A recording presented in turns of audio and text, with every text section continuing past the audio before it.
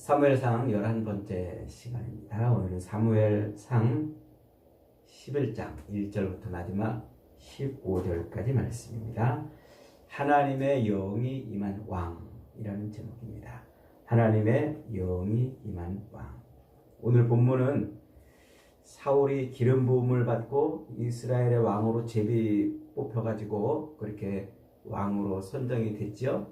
그리고 왕으로 선정이 돼서 왕으로 취임을 하기 직전 그 중간에 일어난 일이에요. 그래서 저 길르앗 야베스 요단 동편에 있던 땅이었죠.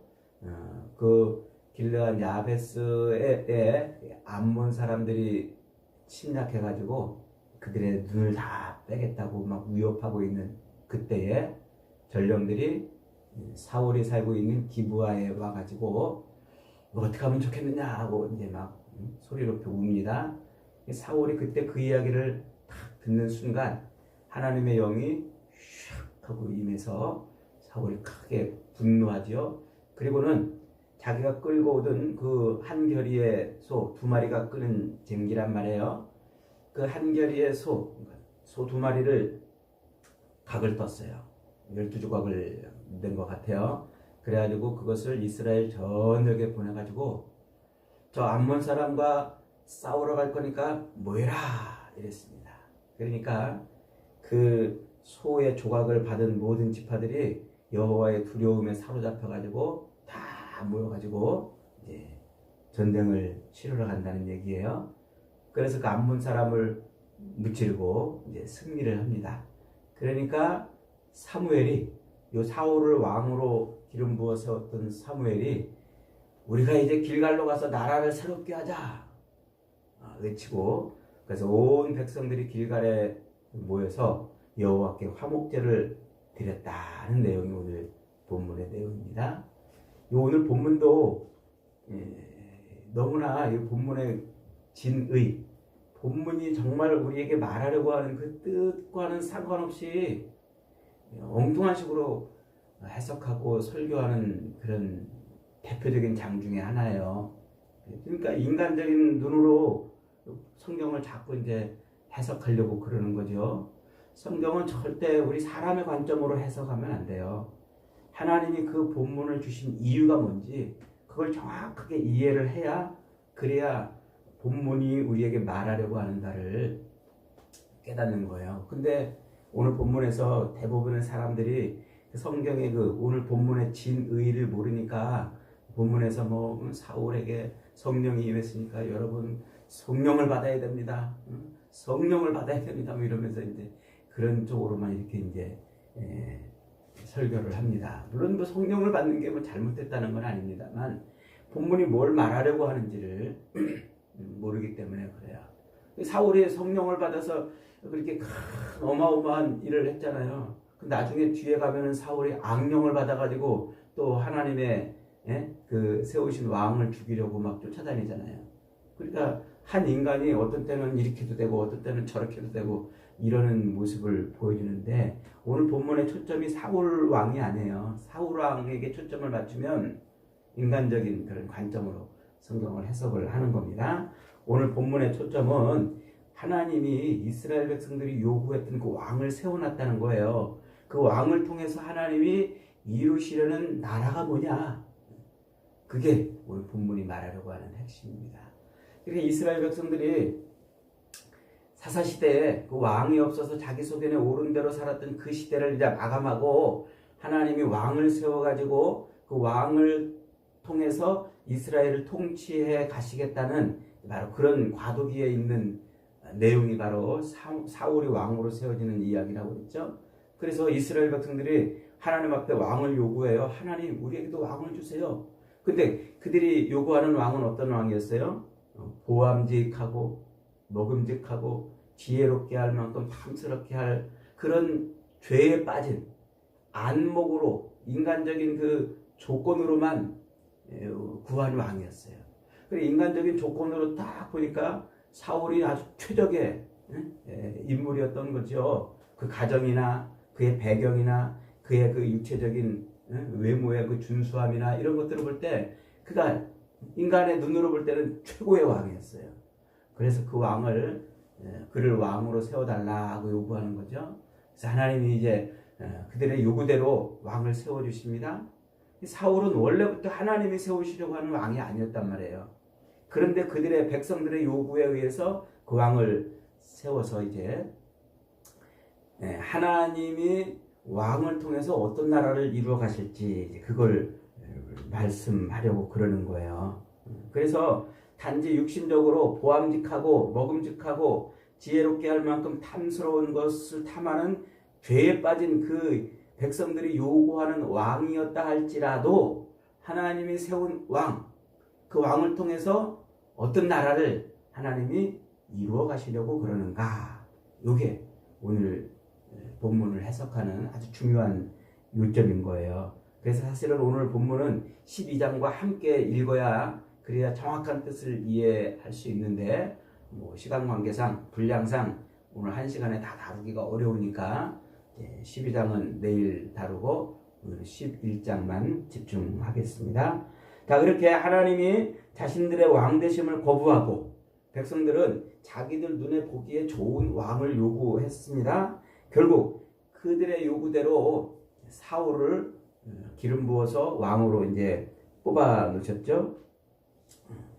그렇게 왕으로 뽑아 놨는데 이제 드디어 무슨 시대가 전개가 되는 거예요? 하나님이 세우신 왕을 통해서 통치하는 시대가 이제 되는 거예요. 왕이 없어서 자기 소견에 옳은 대로 행했던 그 사사 시대가 이제 끝나는 거란 말이에요. 그래서 요 사사 시대 마지막 사무엘을 통해서 왕이 세워지고 드디어 왕을 통해서 하나님이 통치하는 이스라엘을 통치하는 왕의 시대로 이제 이렇게 넘어가는 바로 요 때인 거예요. 그래서 오늘 본문은 요 사사 시대의 마지막 장면하고 정확하게 대비가 되고 있어요. 이게 무슨 말이냐면 사사 시대 마지막 19, 20, 21장 마지막 결론이 어떻게 됐습니까? 이스라엘 레위 지파 이 레위 사람이 레위인이 자기 이 여자가 폭행당해서 죽음을 인해서 그 여자를 어떻게 했어요? 12조각으로 각을 떴어요. 그래서 이스라엘 전역에 보냅니다. 그 여인의 그 시신의 조각을 받아든 이스라엘이 분노가 차가지고 이게 도대체 어떻게 된 일이냐 하면서 모였잖아요. 그 모인 것 때문에 이스라엘에 어떤 일이 벌어져요? 내전이 벌어져요. 그래서 그 내전이 벌어져서 이제 그들이 서로 죽이고 이러다가 베냐민 지파가 거의 다 멸절할 지경이 있어요. 그러니까 이것을 또 어떻게 해결할까 그러다가 그들이 짜낸 전략이 뭐냐면 이 전쟁을 위해서 여호와의 총회에 모이지 않은 사람들이 있었어요. 그게 누구예요? 그게 오늘 본문에 등장하는 길르앗 야베스 주민들이에요. 그래서 이스라엘은 이 전쟁 여호와의 총회에 모이지 않았던 그 길르앗 야베스 사람들을 치고 또 무자비하게 죽이고 그들의 여자를 뺏어다가 이 베냐민 지파를 살려내는 그런 이야기가 사사기 마지막 이야기였어요. 이 왕이 없어서 자기 소견에 옳은 대로 행했던 그 백성들의 그 모습은 그저 서로 죽고 죽이는 죄악밖에 없었단 말이에요. 하나님의 공동체를 분열하고 깨트리는 그런 죄악밖에 없었단 말이에요. 그런데 이제 하나님이 어떻게 하셔요? 왕을 세움으로 인해서 그 공동체가 어떻게 돼요? 회복이 되는 거예요. 그래서 베냐민 지파 거의 멸절할 지경에 있던 그 베냐민 지파에서 나온 사울을 통해서 이 이스라엘을 통합하는 거예요. 그래서 시신을 12조각으로 내가지고 쫙 이스라엘 각 지파에 뿌렸던 백성들이 분기탱천해가지고 모였는데 똑같은 장면으로 시작하는 거예요. 사울도 이 두 마리의 소를 12조각으로 각을 떠가지고 이스라엘 전역에 보냈어요. 그랬더니 그것을 인해서 이스라엘이 모였어요. 여기도 이스라엘이 모였지만 여기는 서로 죽이려고 모였고 여기는 서로 하나가 되려고 모인 장면이 오늘 바로 이 장면이에요. 그래서 길르앗 야베스 이때는 자기들의 총회에 모이지 않았던 그 길르앗 야베스를 치잖아요. 그런데 여기에서는 그 길르앗 야베스가 이스라엘 총회에 스스로 와요. 도움을 구하러 말이죠. 자기들을 살려달라고 온단 말이죠. 이렇게 사사기의 마지막 19, 20, 21장과 오늘 본문은 이렇게 서로 대조를 이루면서 왕이 없던 시대에는 그런 삶을 살았지만 이제 하나님이 세우신 왕을 통해서는 하나님의 공동체가 어떻게 된다? 하나님의 뜻에 합당한 그런 공동체로 펼쳐질 것이다 하는 것을 이렇게 보여주는 거예요. 그래서 사사시대를 마지막 종결하고 이제 왕의 시대, 사사시대가 끝나고 하나님의 진짜 통치가 있는, 온전한 통치가 있는 왕의 시대가 열린다 하는 것을 이렇게 대조적으로 두 본문이 사사시대의 마지막 19, 20, 21장과 오늘 본문이 대조적으로 이렇게 표현되고 있는 거예요.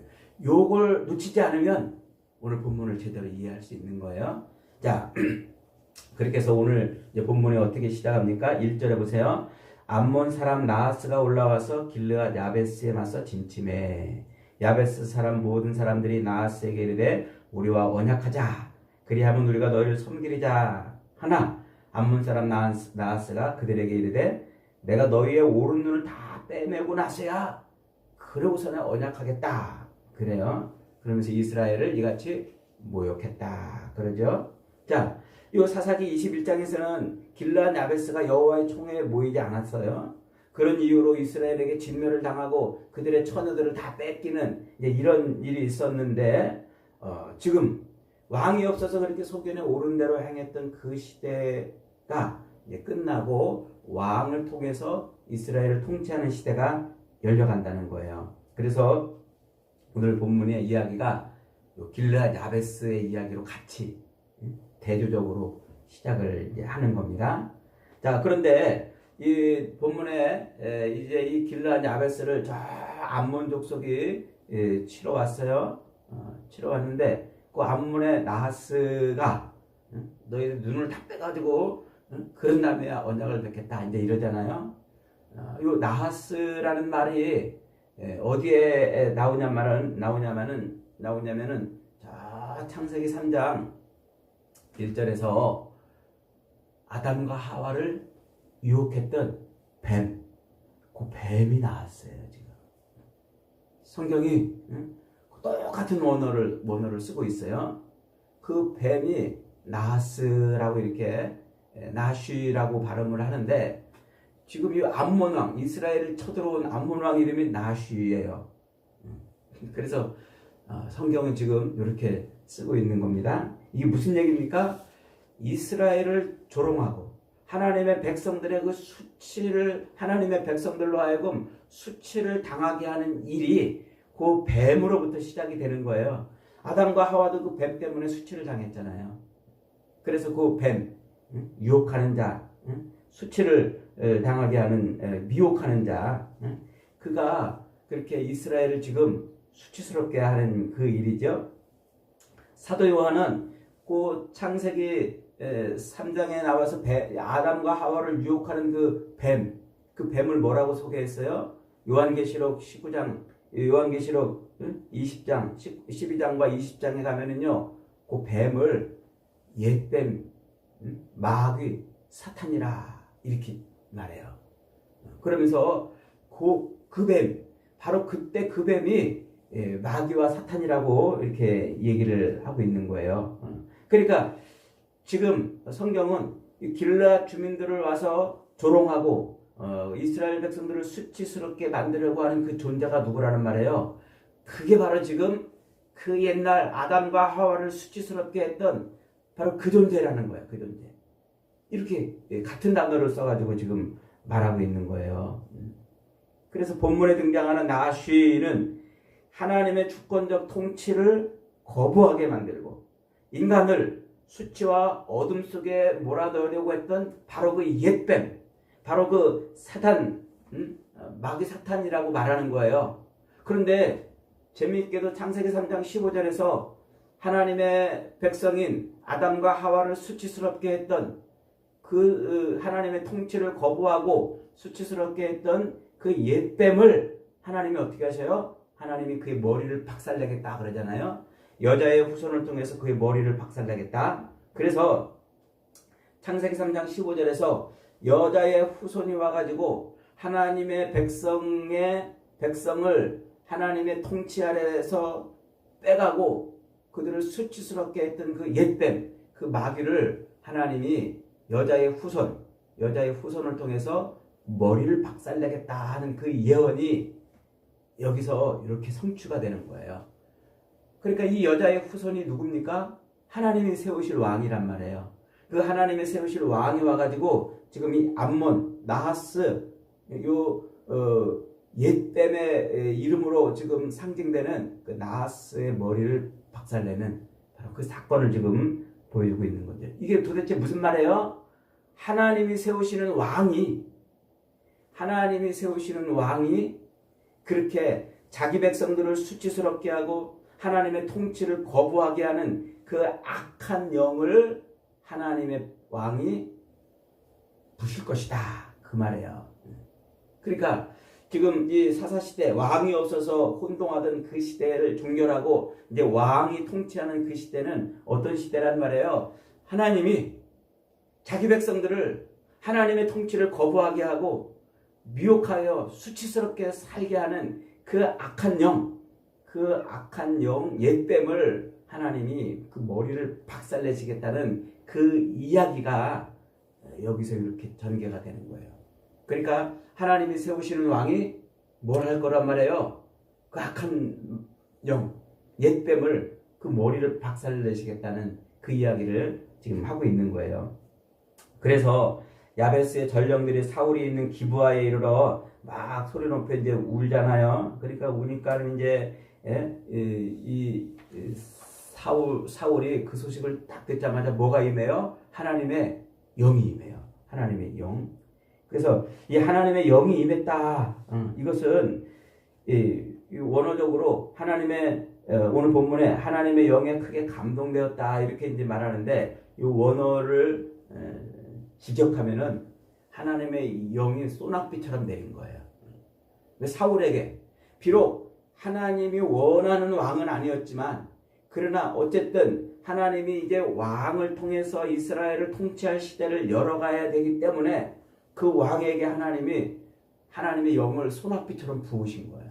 성령이 소낙비처럼 이렇게 부으시는 것이죠. 그래서 하나님이 세우시는 왕이 뭐한다?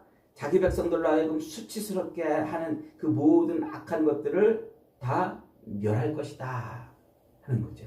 이게 오늘 본문의 이야기입니다.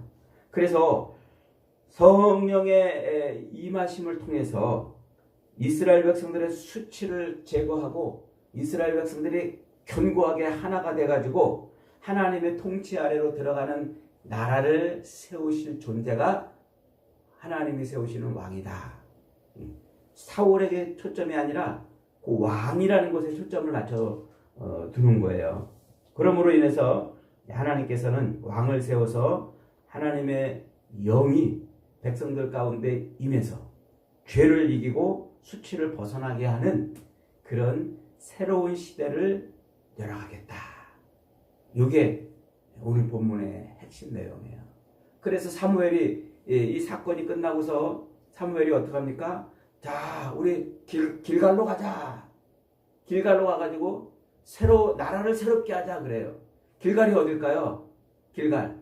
이 길갈이 바로 여호수아가 요단강을 건너가지고 처음에 이스라엘 백성들을 모아놓고 할례를 받았던 곳이에요. 길갈. 그래서 이스라엘 백성들이 거기서 할례를 받죠. 그래서 가나안 땅에 들어가서 전쟁할 그 전쟁은 무슨 전쟁이라고요? 그 전쟁은 하나님의 백성으로서 하나님의 그 모든 통치 아래로 들어가는 전쟁이다 하는 것을 보여주는 전쟁이라고 그랬죠. 그래서 길갈에서 할례를 받아요. 그렇게 할례를 받은 이스라엘 백성들을 향해서 하나님이 뭐라고 그러냐면 애굽의 수치를 굴러가게 했다 이래요. 그래서 길갈의 이름이 굴러가게 했다.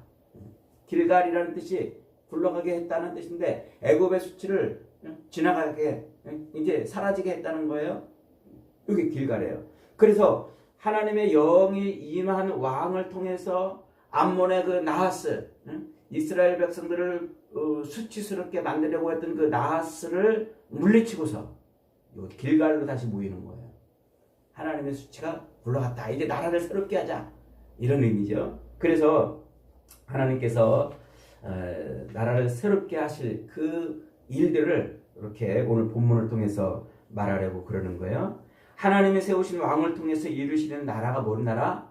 그것이 곧 자기 백성의 모든 수치를 가려주시고 없애주시고 그리고 하나님의 영이 임함으로 자기 백성들을 통치하는 나라, 이 나라를 하나님이 왕을 세워서 이루어갈 것이다 하는 게 오늘 본문이 말하려고 그러는 겁니다. 여러분, 하나님 자기 백성들의 모든 죄와 수치를 제거해 주시고 하나님의 영을 임하게 해서 자기 백성을 통치하시는 진짜 왕이 누구세요? 그분이 예수 그리스도이세요. 그래서 예수님이 이 땅에 오셔가지고 요셉의 아들로 태어나서 30살이 될 때까지 그렇게 계시다가 30살이 되어서 세례 요한에게 세례를 받잖아요. 그때 그 세례를 받을 때 예수님에게 어떤 일이 벌어져요? 하늘이 열리고 하나님의 영, 성령이 비둘기같이 내려요. 그러면서 하늘에서 소리가 나죠. 이는 내 사랑하는 아들이라. 이렇게 예수 그리스도 진정한 세상의 모든 왕 되시는 예수님이 오실 때도 하나님의 영이 임하시는 거예요.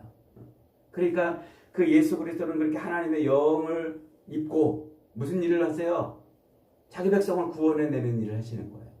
자기 백성을 그 수치와 그 조롱과 모멸에서 자기 백성을 건져내서 하나님의 영이 임하게 해서 하나님의 통치 가운데 들어가게 하는 거예요. 이게 진정한 왕, 하나님이 세우시는 그 왕을 통해서 이루실 그 나라인 거죠. 그 나라를 지금 여기서 오늘 본문이 이렇게 말하고 있는 거예요.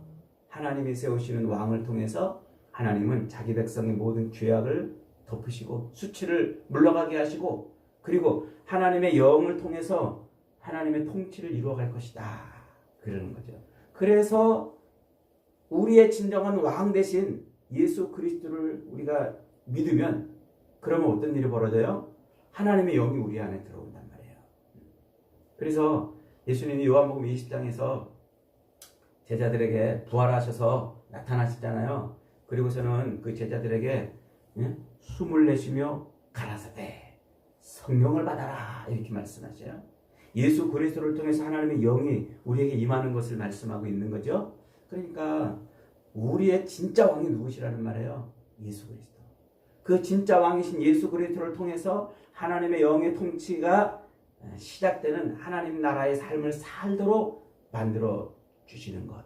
이게 예수 그리스도, 우리의 왕 되신 예수 그리스도를 통해서 이루실 하나님의 나라인데 지금 오늘 본문이 그 나라를 예표하고 있는 거란 말이에요. 누굴 통해서? 왕을 통해서. 사울을 통해서가 아니라 왕이라는 것을 통해서 이루실 거란 말이에요. 그런데 백성들이 막 요구해가지고 사울을 세워놨어요. 결국은 사울은 어떻게 돼요? 하나님의 마음에 합한 왕이 아니었던 거예요. 그래서 13장에 가면은 사울이 왕 되자마자 사무엘이 그래요.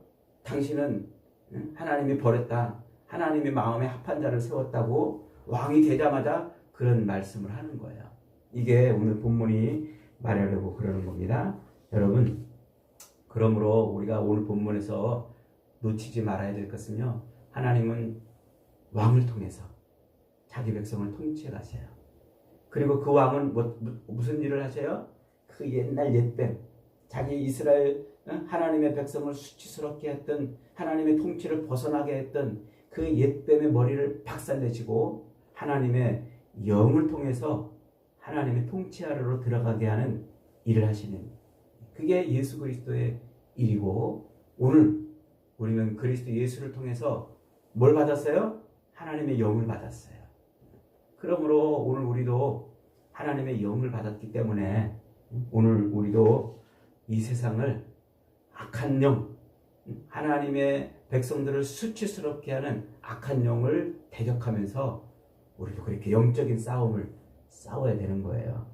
지금 세상은 이 악한 영과 성령의 싸움이에요. 우리는 그 성령의 도구로 악한 영을 물리치면서 살아가는 존재들인 것이죠. 그래서 성경이 자꾸 우리에게 그러는 거예요. 너희는 성령의 충만함을 받아라. 성령의 충만함을 받아라. 사랑하는 여러분, 오늘도 하나님은 하나님의 세우신 왕을 통해서 자기 백성들의 수치를 물러가게 하시고, 그리고 그 하나님의 통치를 벗어나게 하는 그 악한 영의 미혹을 이겨나게 하시는 줄 믿습니다. 오늘도 우리의 진짜 왕 되신 예수 그리스도를 통해서 하나님의 영에 사로잡혀서 하나님 나라의 삶을 온전히 살아가는 저와 여러분이 되시기를 주님의 이름으로 축복합니다. 아멘.